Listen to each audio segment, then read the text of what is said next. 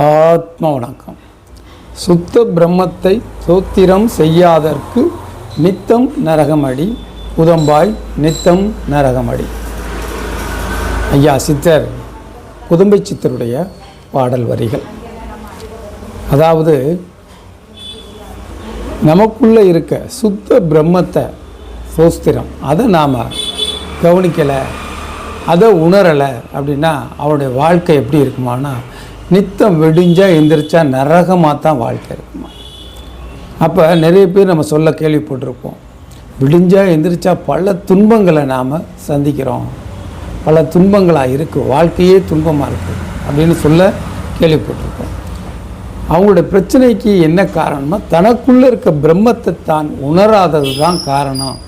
அப்போ சுத்த பிரம்மத்தை சோத்திரம் டெய்லி இதை கவனித்தா நித்தம் நரகம் இல்லை, உனக்கு நரகம் இல்லாத சுகமான வாழ்க்கை கிடைக்கும்.